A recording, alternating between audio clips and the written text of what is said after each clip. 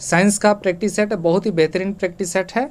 इस वीडियो को बहुत ही ध्यान से देखिएगा, बहुत ही इंपॉर्टेंट मैं फैक्ट आपको बताने जा रहा हूँ इस वीडियो में। तो चलिए आज का प्रश्न हम लोग शुरू करते हैं। जैसे कि आप लोग के सामने देख रहे हैं, यदि इससे पहले के भाग आप लोग नहीं देखे हैं तो जाकर के चैनल के प्लेलिस्ट में वो वीडियो देख सकते हैं। चलिए, वर्षा की बूंद का आकार गोलाकार किस कारण से होता है? तो आप लोग को मालूम होगा कि वर्षा की बूंद का जो आकार है वो गोलाकार किस कारण से होता है? पृष्ठ तनाव के कारण होता है। बहुत ही महत्वपूर्ण प्रश्न और बहुत ही आसान प्रश्न है।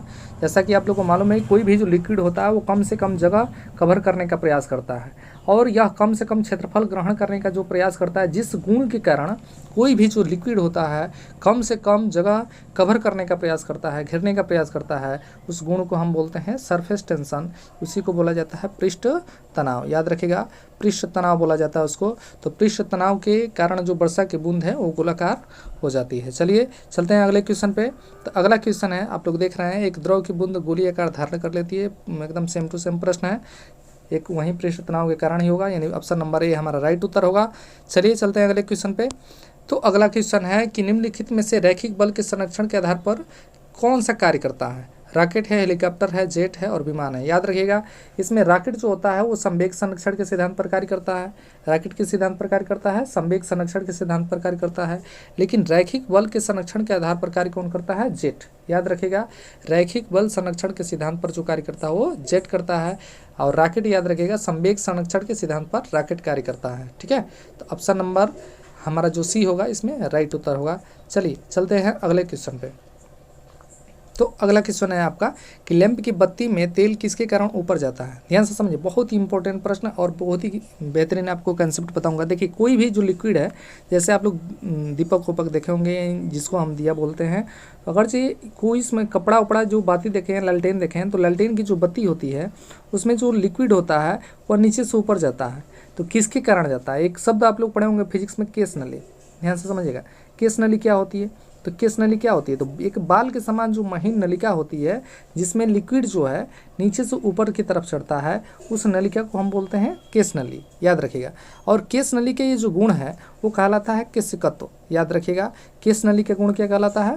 तो केस नली के गुण को हम बोलते हैं केशिकत्व। याद रखिएगा, केस नली के गुण को क्या बोलते हैं? केशिकत्व। और किसी भी लिक्विड का ऊपर चढ़ना, किसी भी तेल की लैंप की बत्ती हो चाहे किसी भी चीज़ की बत्ती में, या आप लोग सुने होंगे कि खेत को प्लाऊ कराया जाता है, गर्मियों के दिन में खेत को प्लाऊ सिर्फ इसीलिए कराया जाता है ताकि जो खेत की केशिकाएँ हैं यानी केस नलियाँ हैं वो टूट जाए और खेत ऊसर यानी शुष्क होने से बच जाए। याद रखिए, केशिकत्व का सबसे बेहतरीन उदाहरण है। लैंप की बत्ती में तेल किसके कारण ऊपर चढ़ता है?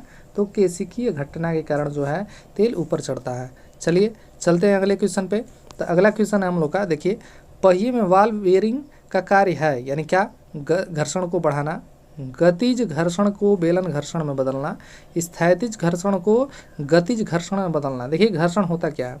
तो याद रखिए, घर्षण ये होता है यदि दो पिंड एक दूसरे से संपर्क अवस्था में होते हैं, यानी अगर ये दोनों संपर्क अवस्था में है तो इनकी जब गति होता है तो इनके संपर्क तल में जो घर्षण बल लगता है जो इनकी गति का विरोध करता है। याद रखिए, दो वस्तुओं के संपर्क तल में कार्य करने वाला वह बल जो उनकी अपेक्षित गतियों का विरोध करता है, उस बल को हम बोलते हैं घर्षण बल।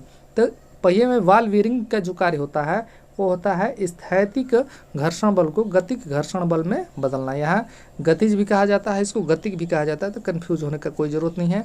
ऑप्शन नंबर सी हमारा राइट उत्तर हो जाएगा। चलिए चलते हैं अगले क्वेश्चन पे।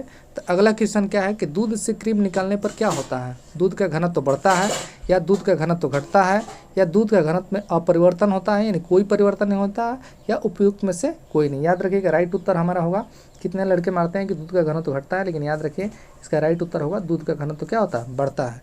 चलिए चलते हैं अगले क्वेश्चन पे। तो अगला क्वेश्चन है कि लिफ्ट में मनुष्य का प्रत्यक्ष वजन वास्तविक वजन से कम कब रहता है? याद रखिए, बहुत बेहतरीन सवाल। लिफ्ट में मनुष्य का जो प्रत्यक्ष, यानी अगर जब आप किसी लिफ्ट में हैं तो अगर जो लिफ्ट अचानक तेज़ी से नीचे यानी बढ़ते हुए वेग से जब नीचे जा रहा हो तो इस समय जो है पर उसका प्रत्यक्ष वजन वास्तविक वजन से कम रहता है, यानी ऑप्शन नंबर ए हमारा राइट उत्तर हो जाएगा। यानी जब लिफ्ट तेज़ी से नीचे की तरफ आ रहा हो तो उस समय प्रत्यक्ष वजन जो होता है वास्तविक वजन से कम होता है। ठीक है, चलिए चलते हैं अगले क्वेश्चन पे। कह रहा है क्रिकेट की एक गेंद किस कोण से फेंका जाना चाहिए ताकि वो अधिकतम दूरी तय करे। देखिए आप प्रोजेक्टाइल मोशन पढ़े होंगे आप लोग। प्रोजेक्टाइल मोशन यानी प्रक्षेपगत, जब ऊर्ध्वाधर से भिन्न किसी अन्य दिशा में पिंड को प्रक्षेपित किया जाता है तो इसे प्रक्षेपगत कहा जाता है। और इसका सबसे बेहतरीन जो एंगल होता है 45 डिग्री होता है, यानी 45 डिग्री एंगल पर सबसे ज़्यादा तेज और सबसे दूरी पर वस्तु जाती है। तो 45 डिग्री यानी ऑप्शन नंबर बी हमारा राइट उत्तर हो जाएगा। चलिए चलते हैं अगले क्वेश्चन पे। तो अगला क्वेश्चन है कोणीय संवेग किसके बराबर होता है। आपके सामने कुछ सूत्र दिए गए हैं। जड़ता अघूर्ण गुणे कोणीय वेग, द्रव्यमान गुणे कोणीय वेग, रैखिक वेग गुणे कोणीय वेग और द्रव्यमान गुणे रैखिक वेग। याद रखिएगा हमारा ऑप्शन नंबर जो होगा ए, यानी आई जिसको जड़ता अघूर्ण कहते हैं और ओमेगा जो होता है कोणीय वेग होता है, ये आपके कोणीय संवेग के बराबर होता है। याद रखिएगा ये आपके कोणीय संवेग के बराबर होता है आपका आई इंटू ओमेगा। अब आई का सूत्र क्या होता है याद रखिएगा। आई जो आपका जड़त्व घूर्णन होता है, आई का सूत्र होता है एम इंटू आर का स्क्वायर। एम होता है पिंड का द्रव्यमान और आर होता है घूर्णन अक्ष से दूरी। इसका मात्रक आप यहाँ से निकाल सकते हैं चाहेंगे तो। एम का जो मात्रक होता है किलोग्राम और आर का मात्रक हो जाता है मीटर का स्क्वायर। याद रखिएगा जड़त्व घूर्णन का मात्रक होता है किलोग्राम इंटू मीटर का स्क्वायर। सूत्र होता है equal to M R square. कोणीय वेग क्या होता है, तो कोणीय वेग को ओमेगा से इंडिकेट करते हैं। ओमेगा इक्वल टू होता है 2 पाई एन। याद रखिएगा कोणीय वेग का सूत्र होता है omega equal to 2 pi N. N उसकी आवृत्ति होती है। ठीक है, चलिए चलते हैं अगले क्वेश्चन पे। तो अगला क्वेश्चन है कि निम्नलिखित में से कौन सी घटना यह निर्णय लेने में सहायक होती है कि प्रकाश एक अनुप्रस्थ तरंग है। बहुत इंपॉर्टेंट क्वेश्चन। याद रखिएगा ध्रुवीकरण की जो घटना है वह निर्णय लेने में सहायक होती है कि प्रकाश जो है एक अनुप्रस्थ तरंग है। ठीक है, चलिए आगे चलते हैं अगले क्वेश्चन पे। तो अगला क्वेश्चन है कि प्रकाश की विद्युत चुम्बकीय स्वरूप की खोज, यानी विद्युत चुम्बकीय किसने बताया था सर्वप्रथम कि प्रकाश विद्युत चुम्बकीय तरंगों के रूप में चलता है। तो याद रखिए बहुत इंपॉर्टेंट क्वेश्चन है। सर्वप्रथम मैक्सवेल ने बताया था, याद रखिए कि प्रकाश विद्युत चुम्बकीय तरंगों के रूप में चलता है। चलिए चलते हैं अगले क्वेश्चन पे।